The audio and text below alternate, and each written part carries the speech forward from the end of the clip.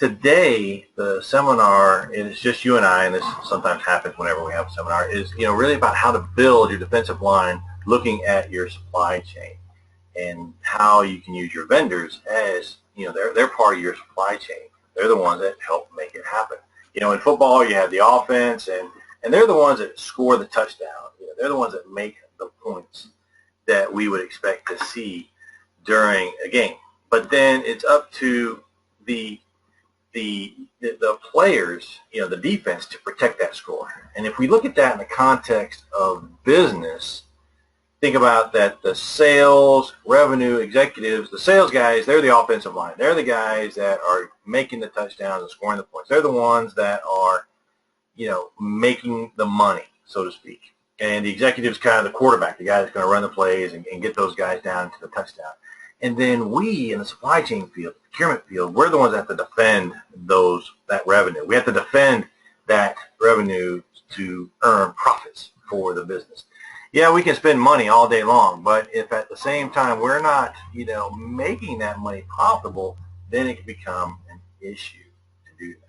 I apologize, I went ahead and I muted everyone just so we could have a conversation, not worry about any background noise to do that. So if you have any questions, just go ahead and just type that in the chat box as we're going through, and I'll make sure that I answer your questions as we're going on and doing that. Okay? And it's all about being strategic, not tactical. And that the tactical purchasing person is the person that is, processing purchase orders on a regular basis every single day. Purchase orders come in and they hit the desk and they run through and jump through hoops to process those purchase orders to get them to the user as quickly as possible, and they're just constantly putting out fires. Why?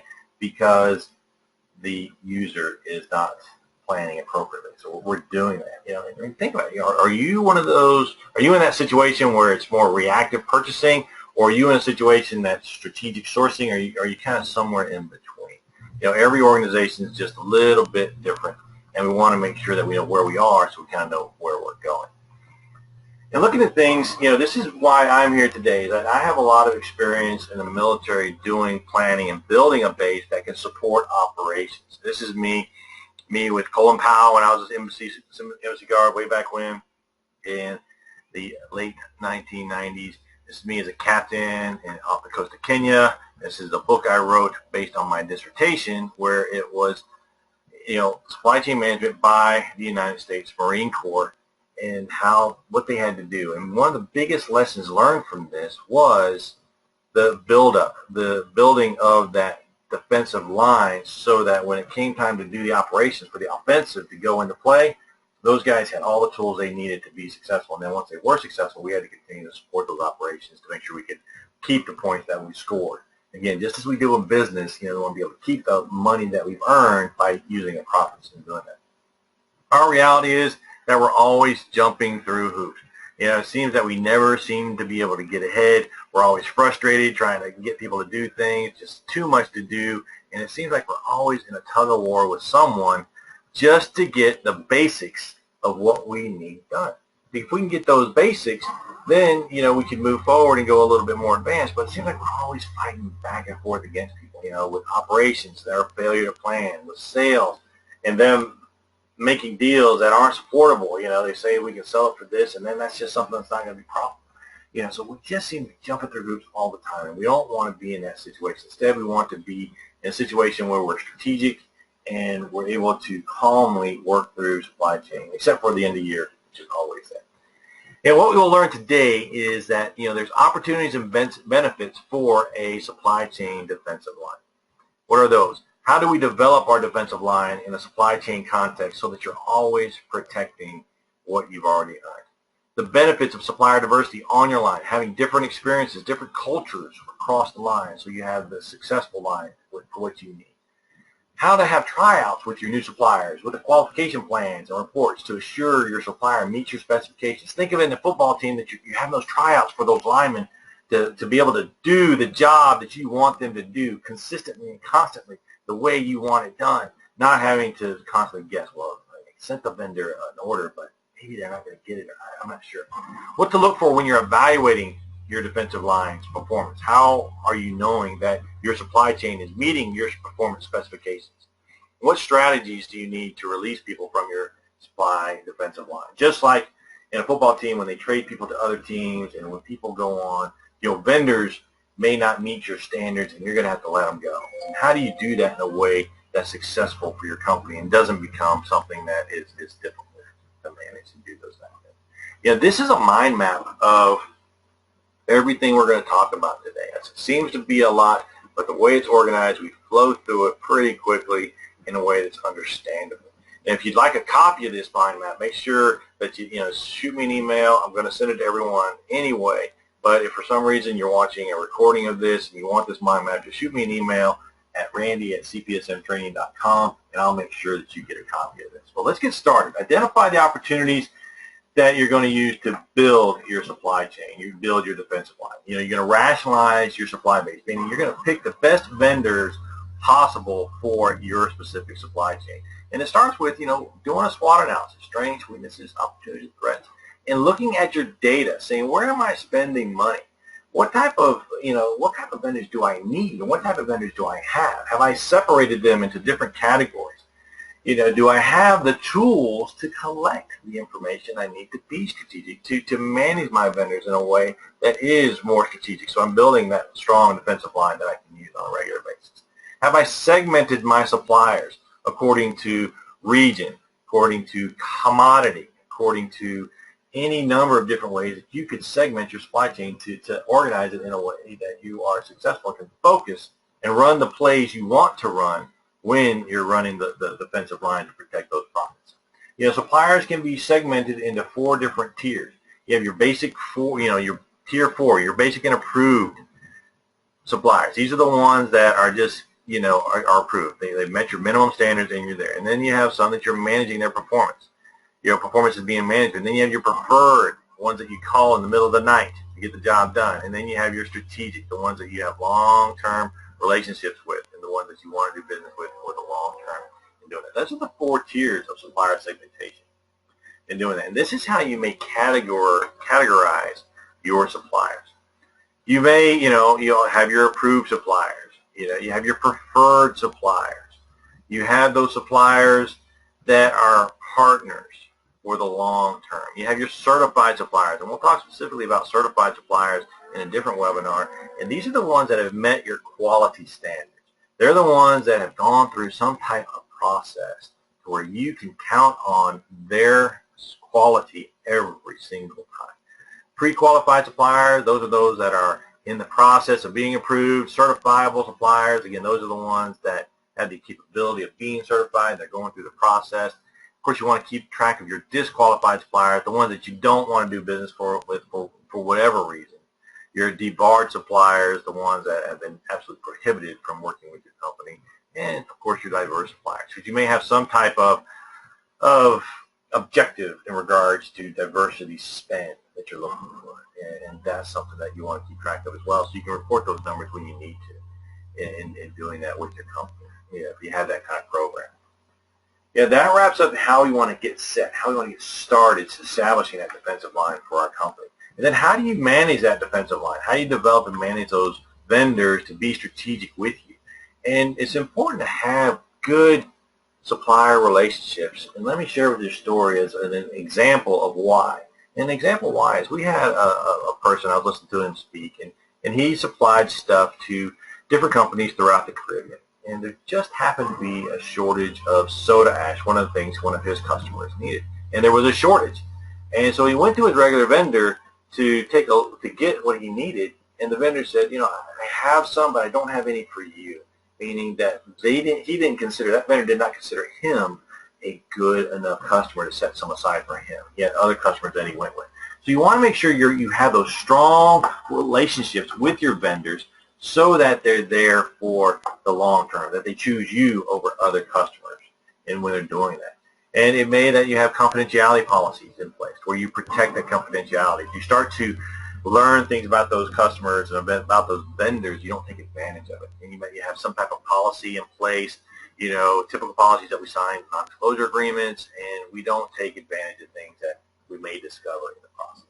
Then we have our organizational policies. What do they say? And it may be that every person must sign an NDA. Every contract has an NDA clause in it. What are your different policies?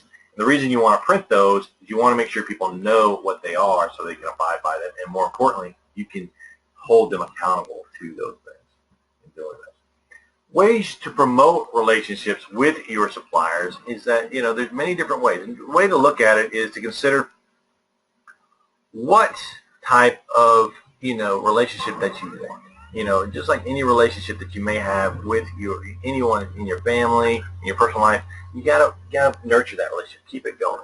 You want to involve top management so they know, your vendors know that top management actually cares and that they're involved. And that if you want to get involved with them, that they know the strategic part of what you're going to do with that company. How do your suppliers work with your customers? And that may very much impact your quality that you're doing. Make sure that you pay your invoices on time. You treat all suppliers equally, based on whatever category that they fit into. Of course, preferred suppliers are going to get more or different treatment than, say, just your approved suppliers. Do periodic supplier surveys, not only with your internal customers, but with your vendors as well, to see how good a customer are you. Always encouraging two-way communication. Always encouraging two-way communication, because if your vendors don't know what problems there are, they can't fix them. And if they can't fix them, they can't make them better, and then you're just going to continue to be unhappy. Put your suppliers through training, just like CPSM certification or any type of training, just like we're doing here. Make sure they are using and learning the same things that you're learning to help make things better. Do maybe some team building. If they're critical suppliers in critical parts of your operations and they need to understand how you think and the way you need to work, then you build that team into your supply chain. You have to think of your supply chain in its entirety, not just as a procurement department, but you want to look at the entire supply chain. That's your team. That's your defensive line. Not just the procurement department, but the entire chain with all your vendors involved. So you have to develop that team just the same way you would a defensive line. You want to make sure they're trained properly, make sure that they're properly qualified and certified, know what they're doing. Make sure they understand the plays and they can execute the plays when you need them to. So you have to go through that. It's not going to happen overnight. You've got to build that and developing your suppliers so they can support you. Do those business reviews once a quarter, once a year. Let them know how they're doing. Learn about how they're doing not only with you, but with their other customers. Are they doing well? Look at their cultural norms and work within those. As procurement professionals, we tend to, adjust our style based on who we're working with. And so if they have a specific culture that we need to work within to get better performance from them, we want to do that. We want to be within that culture. Look at scorecards. How do we evaluate the vendors so that they know how they're doing and you know how they're doing, and we're tracking those results in a way that we are able to adjust performance and get better. That's how we can promote good relationships and trust with our vendors. And the way we can do this is to involve this at another level, is to get the supplier involved in understanding what they can provide as well as what you need from them. We work with a company, and once a year they bring in all their suppliers and they give them a strategic direction for the company. So you want to understand the advantages of the supplier's products or services, any potential problems, learn what those are so we can mitigate the impact of their problems on our operations. If we know it's an issue, we can take action on it. Look at the site visits. Go see their operation. I know we won't want to negotiate at their site, but you want to go to their operation to see how they're doing and what's really going on behind the curtain, so to speak, such as, and that way you have an understanding of their culture, of how their performance is, what kind of folks they have working there. You start to become, strategic partners with them in different ways. Have supplier days and forums. This is where you bring the suppliers to your company and help other people in your organization know what they do for you. The more your internal customers know what your suppliers are capable of, the better they're able to give you specifications and requirements that need to be filled. They give you better requirements so you're not guessing at what they need. Here we're talking about reciprocity. This is where they talk about, you scratch my back, I scratch yours. And when you get into this situation, it's a lot of companies now do this, especially if they have things that are complementary. So, for example, waste management, which hauls trash for waste, or hauls waste throughout the country, throughout the world even. They'll work with a company and say, you know what, we'll buy your stuff, but you need to buy our trash services, our waste management services. they'll require that of their vendors, and it makes sense. They make sense because they don't want to spend money on other vendors if it's not going to be there for you in doing that. So that's one part of reciprocity. The other issue is when you're in a different country, sometimes it's the cultural norm that they expect payments that can actually lead to business for your, or lead to the award of contracts to your business. And that's illegal from the United States. From the Foreign Corrupt Practices Act, that is absolutely prohibited to give foreign officials payments for any reason. It's absolutely prohibited. So you want to make sure that, the way I look at reciprocity is so long as it makes sense business-wise and it doesn't affect competition in the market, then there's some wiggle room there. We absolutely don't want to get involved in paying off foreign officials. And one thing to think about, especially those in Houston, and I learned this when I was teaching in Houston earlier this year, is that if you go out to lunch with an oil representative from the country of Norway, it's a state-owned oil enterprise, so that person is actually a state official. So you can't buy them lunch, or you are at the potential of possibly violating the Foreign Corrupt Practices Act. It's like, wow, I did not even think about that. But that's the reason for it. So you have to be aware of it. And that's the point for this slide, is that you are aware of these issues so you don't inadvertently do something not correct. We always want to work to build our defensive line in a way that we're getting better. And we have tools in place and procedures in place to be in a point of continuously improving. We have tools in place to measure quality with the results of our processes. We want to measure quality, make sure it's good to go, and have things tell us when things aren't going right. Of course, cost is something we're always tracking. Not only are they tracking in the procurement department, but they're tracking in the finance area. Looking at design, the different ways to design. Are the new materials coming out that are better for what we're trying to do? Is there better service? Are you looking for better customer service? Maybe better on-time delivery? Is there a way to get faster results from our vendors, reduce our cycle time with our vendors? These are just 5 areas that you can focus on in continuous improvement. And you want to do this in a way that's successful, that helps you get better and build that relationship, make that defensive line so you continuously defend against those profit monsters that want to eat away at your revenue to take away your profits. You don't want to do that. As we build our relationship with our suppliers to create our defensive line so that we are able to protect our profits, we want to build those partnerships and those alliances. And the way we do that is we do that by making sure that we understand the reasoning behind building that relationship. What type of relationship are we looking for? Look for potential alliances. Who do we want to work with on a long-term basis, on a short-term basis? And then form those alliances. We have strategic alliance, business alliance, operational alliances. Depending upon what you're trying to accomplish, what type of alliance are you trying to form? Then you have to develop the alliance. And the way we do that is we identify them, and we start to engage them in conversation and start to say, hey, here's an opportunity for us to work together. And then once we have that alliance, we're going to build it, maintain it, and sustain it for the long term. And for some reason, things happen and there comes a point where you have to go separate ways and you're going to conclude that alliance. You're going to stop working with that vendor and you're going to let them go. We'll talk a little bit later about the benefit of concluding alliance or letting these vendors go for any reason in a way that's not going to come back and get you in later. You want to do this in the right way. Make sure they're properly certified. Certification in regards to hazardous material, proper documentation. Make sure that whatever certifications you require of your vendors, that they are properly certified and they're able to produce that certification for you so you can see it. One thing to claim it, like ISO 9000 certified, they say, I'm ISO 9000 certified. Great, prove it. Show me your certification. Because there's another thing that you'll see vendors do, and they'll call ISO 9000 compliant. And we don't want to be compliant. We want to be certified. And compliance means they're following all the right procedures, but they just haven't gone through the certification process, which saves them a little bit of money. However, that doesn't give us, comfort that they're doing the right things because they're not certified. They're just not there.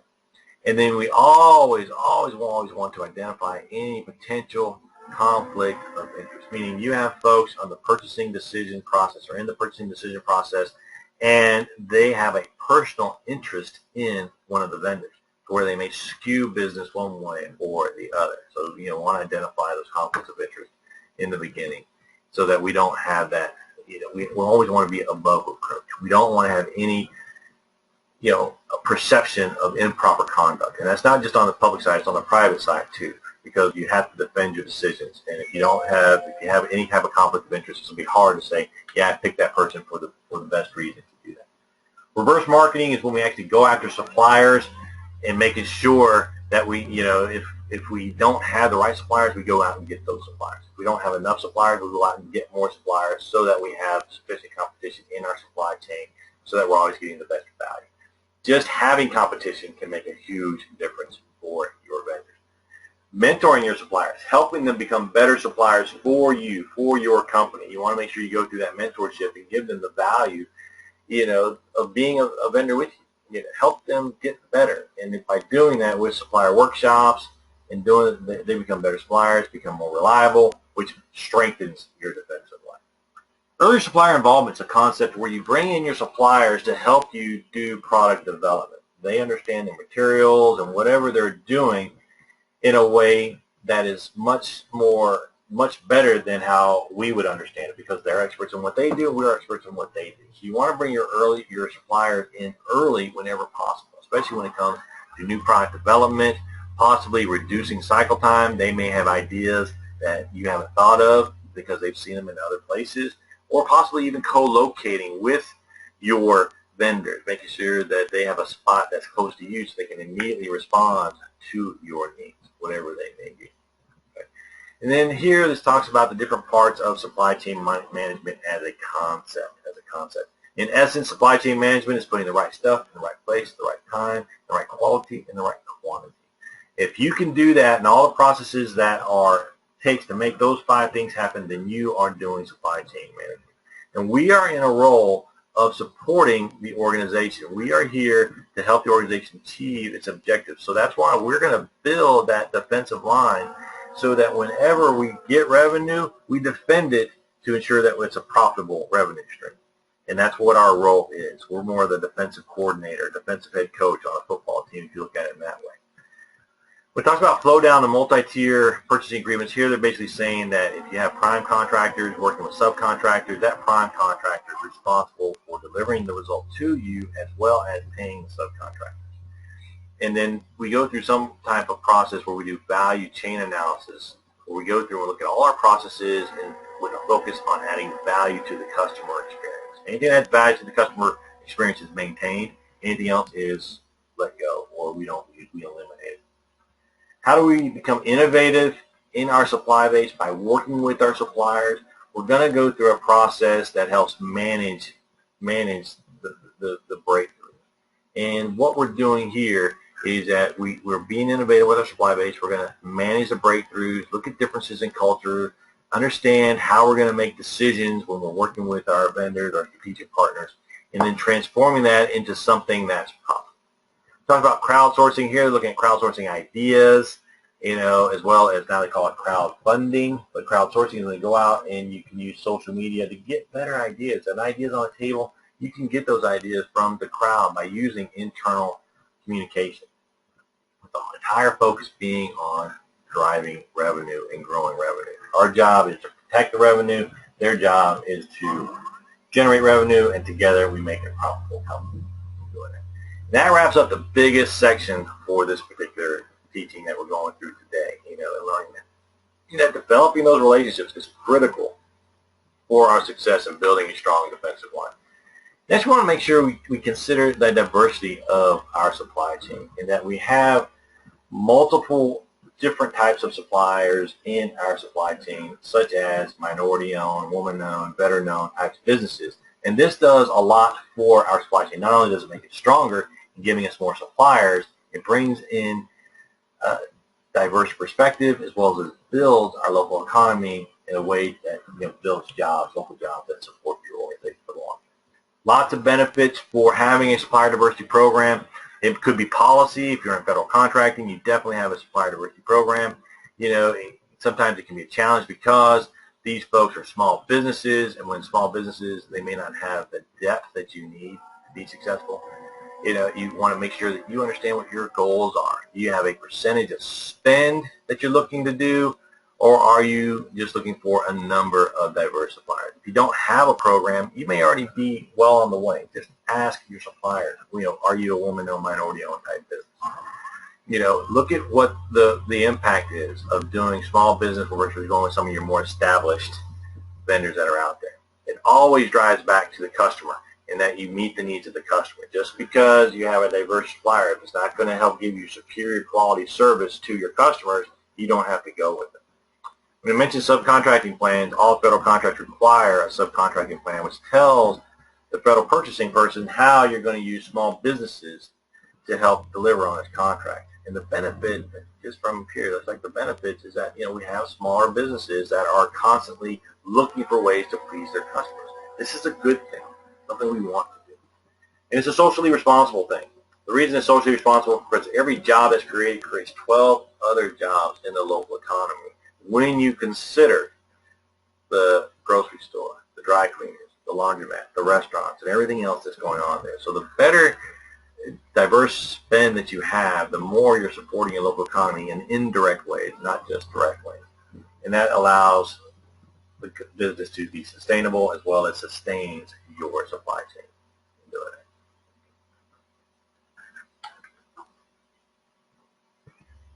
Where can you find disadvantaged suppliers? If you go into the Small Business Administration database, you'll find a whole list of folks that have self-declared and have been through certification of being either minority-owned, woman-owned, veteran-owned type of businesses. You have independent certification organizations out there, such as the Minority Diverse Business Council. They're out there, and they basically independently certify their suppliers and help build relationships for their members in doing that. And you have different program elements, and then you want to make sure you have top management support for what you're trying to do. Make sure you have that policy in place. You have a good policy so everyone's aware of the diverse spend you're trying to achieve, and have someone in charge.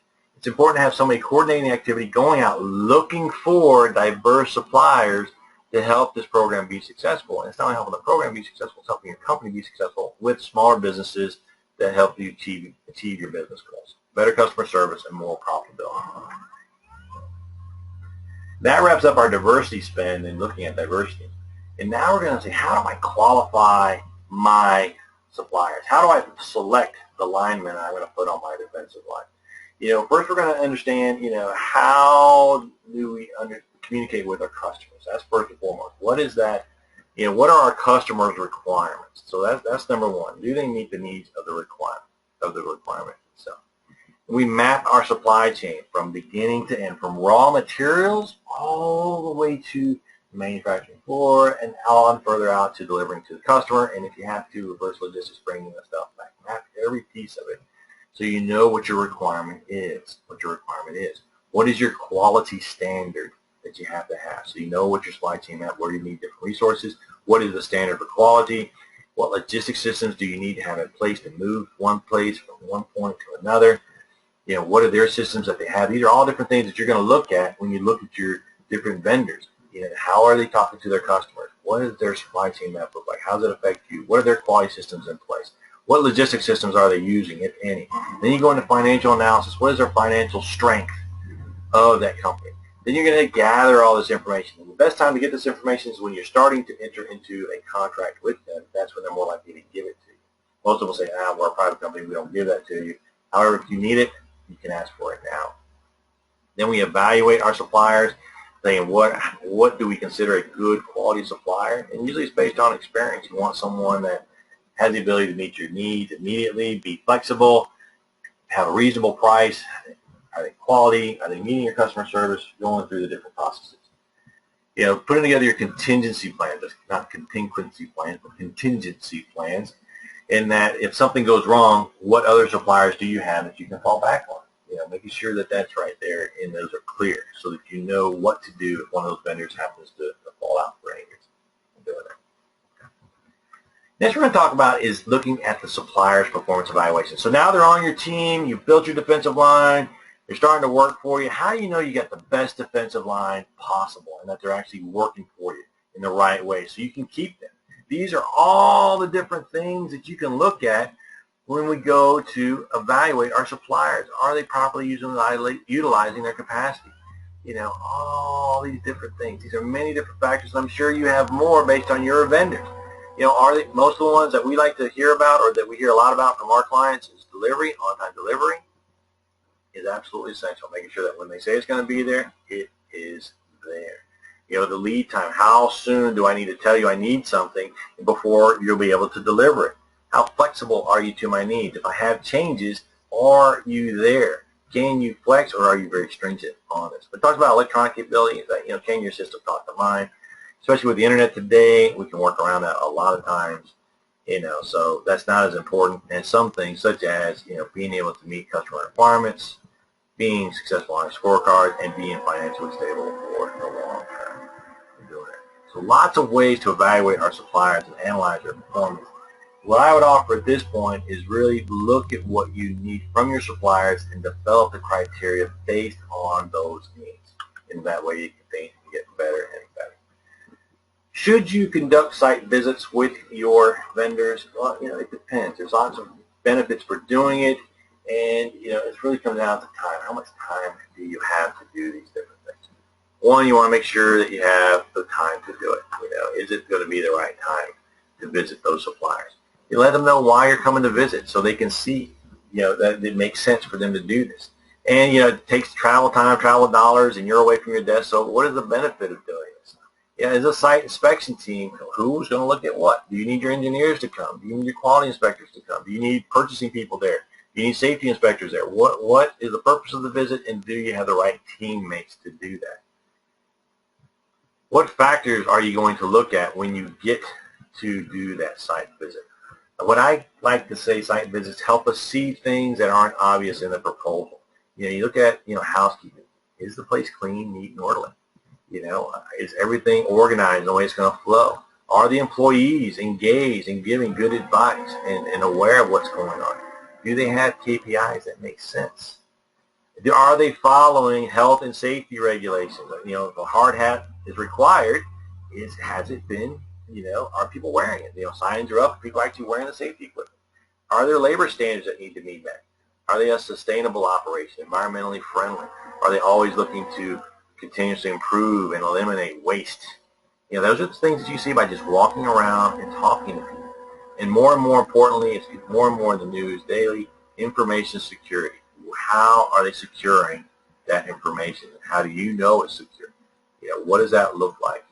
These are just little things to look at to help you decide the best vendors for you. And, they've been vetted, they've tried it out, now they're on the line, and now you want to keep the best of the best.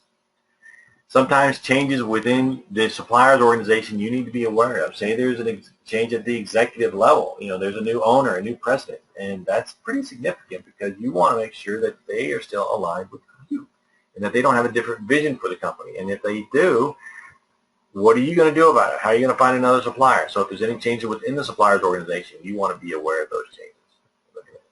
Okay. How do you execute a supplier exit strategy? Now, there can be many reasons why you would exit with a relationship with a supplier. You don't need their products anymore. You don't need their services anymore. There's now a new substitute. There's something better. So now you're going to go somewhere else. When you do that, you want to do that in a way that is beneficial to everyone. Here they're looking at internal considerations. They're talking about your own internal team. And then you have customers, stakeholders that have a relationship with that vendor. It could be at the executive level. It could be at the, the lower levels. And they already have a relationship with that vendor. Okay. And, so when that vendor leaves, they're going to say, why did they leave? They want to know why. So you want to make that plan there. And it could be that your stakeholder gave you feedback, and that's why they're leaving. Timing. You don't want to get a new vendor when you're in your own peak season, or you're going to go through a major reconstruction or an overhaul of things. You don't want a new vendor then. So look at that. When is not your peak season? When is your slow season? So you have a new vendor come on board. What assets do they have? What assets do they owe you? If they're managing inventory on your floor, then they're going to have to take that inventory, or you're going to have to pay for it. Are they using tools on your floor, or do they brought in their own? So that way when they leave, they're going to take their toys and go away. Same thing with capital equipment. Is there any intellectual property that needs to be sorted out? Who really owns it? What does that look like? And do you have documentation about their performance, documentation about the agreements in regards to all of this stuff up here? You got to document because you don't want 6 months now they're sending you a bill saying you got to pay for this tooling that we left behind. And you say, well, I thought you were doing that out of the kindness of your heart. And I thought that was a good thing. Ultimately, you want to make sure you always have continuity of supply and that you never run out because that ultimately affects your customers. And you don't want that to happen. You don't want that to happen. If think about the community. When you leave a vendor or a vendor is no longer considered a major vendor, it's going to affect the local job market. You may be 75% of their business. Now they're going out of business. So what are the community concerns? Looking at loss of jobs there. What are the legal requirements and financial requirements? Is there a contract in place in regards to assets, IPs, and paying the bill? Financial requirements and when you need to pay them in doing that. And that maybe you want to make sure everything's 100% settled before you make that final payment, because if they're going to charge you for tooling, it's going to be very difficult to get that money back. What are the different things to consider there? External considerations. What are the contracts that are in place and how do those affect the customers?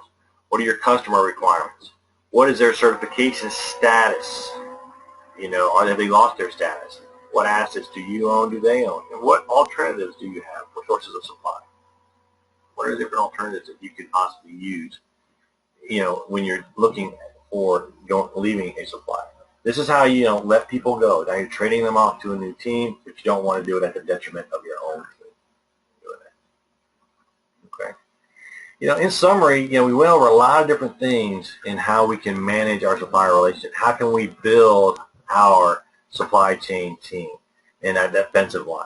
And we'll have another class this Friday that we'll be talking about the RFP process. And this is the process you look at, when you're actually starting to run plays. You built your defensive line, and now they're going to, score touchdowns. And what are you going to do to keep those points on the board?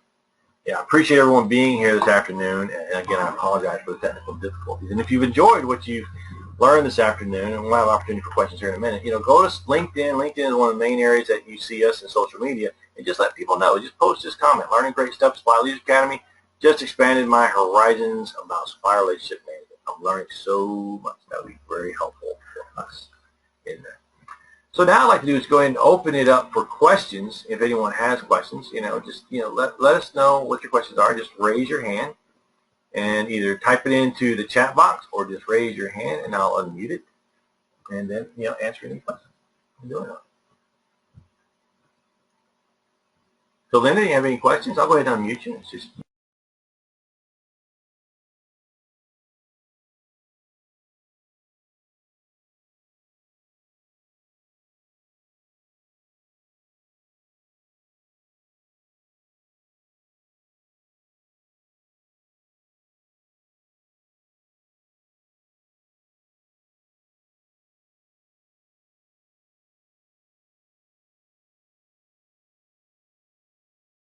Can you see this question?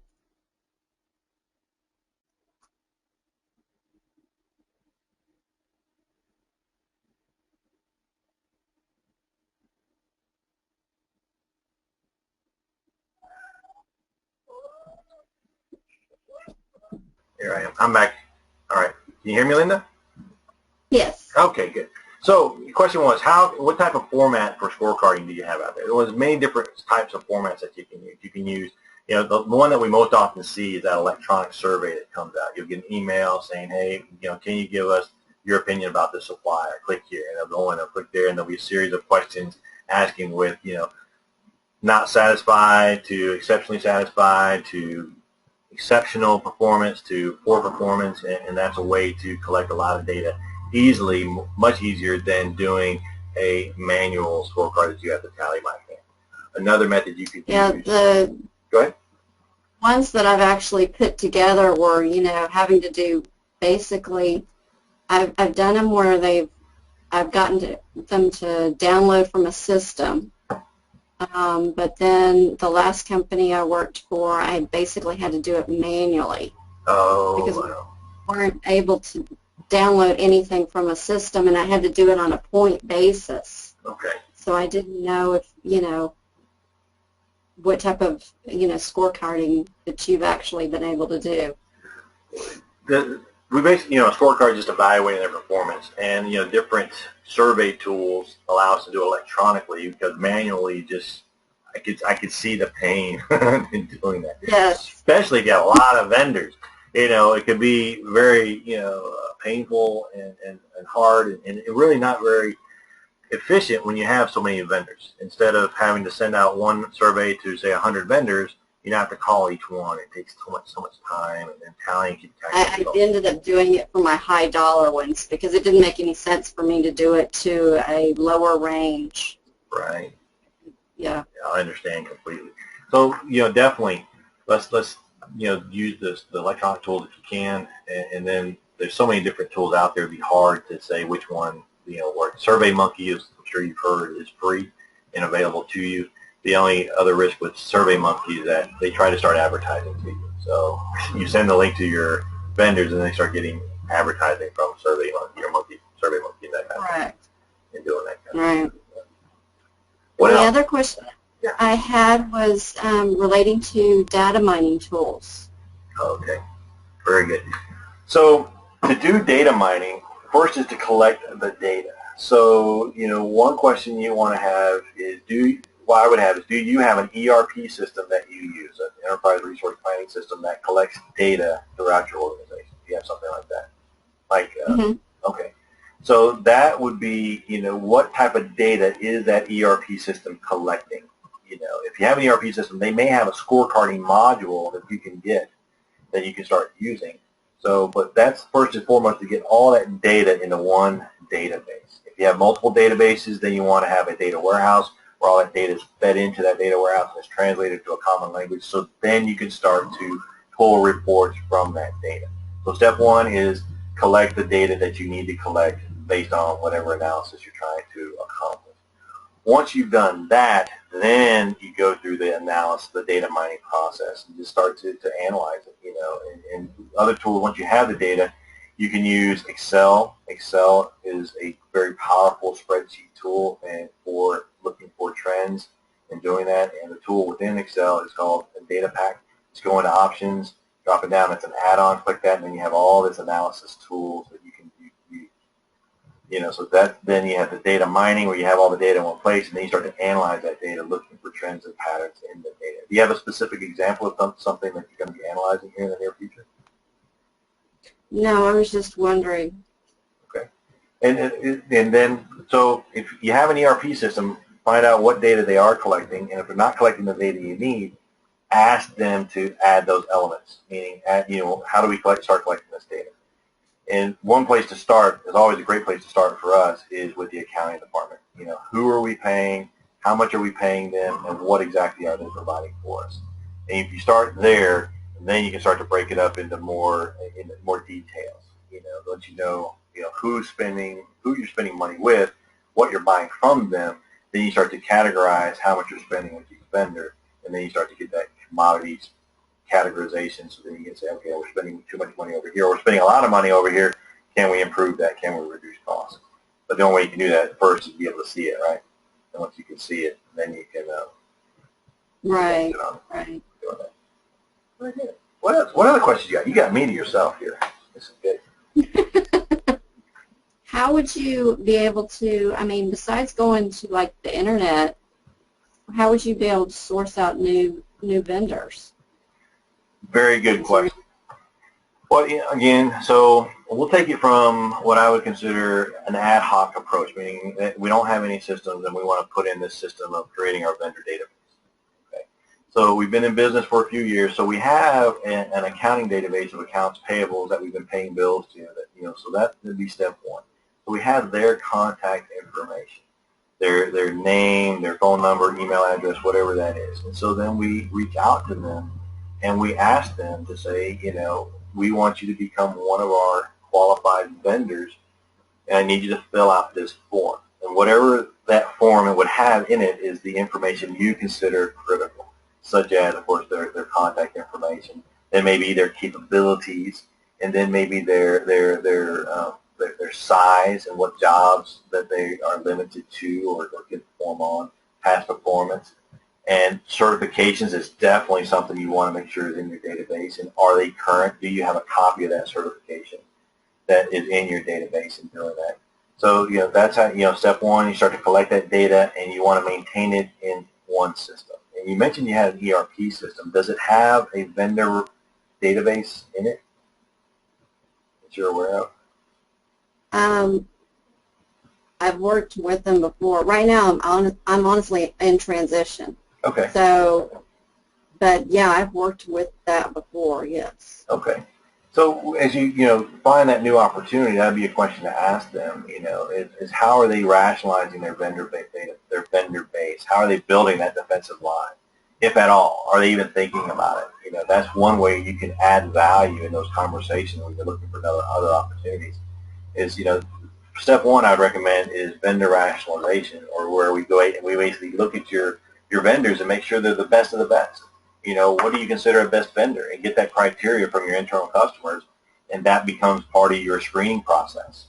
And that's where, and the vendors want to do this. Why?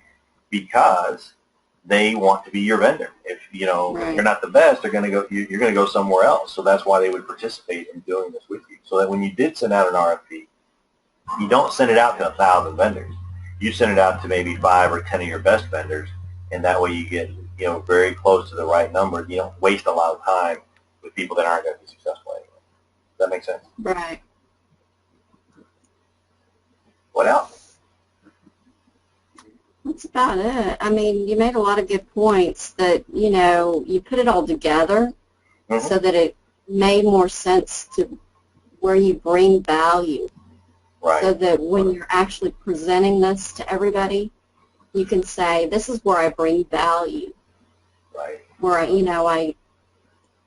when I sit there and I try to present it to everybody, I don't always see how much value I bring.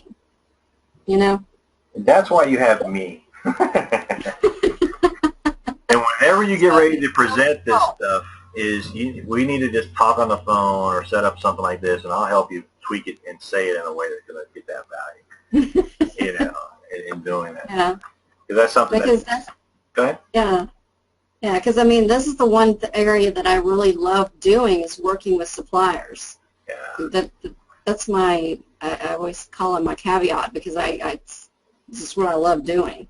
Right. Right. Yeah. You talk to people. Two people touch people outside the organization. That's sale and supplies. We're working with vendors every single day, developing those relationships. Because when your boss calls you and says, I need this, we need to be able to pick up the phone and call whichever vendor is going to get that thing for them as quickly as possible. Exactly. And, yeah. And well, you have to have that relationship actually before, because it's like that one time that you said, that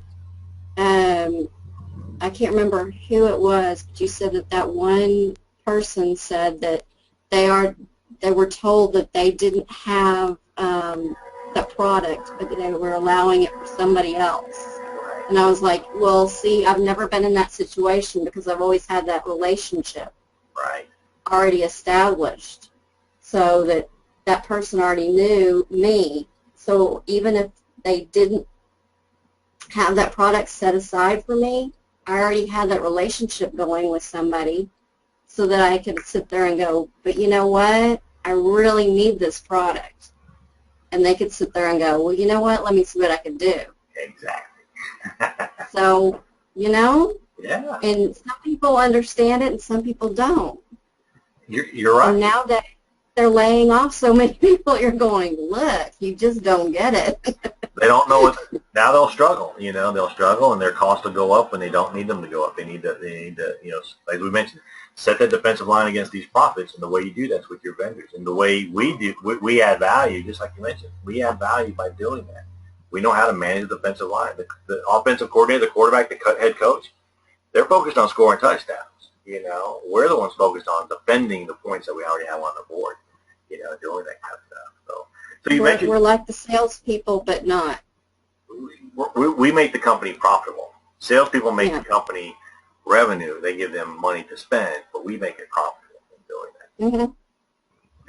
Mm-hmm.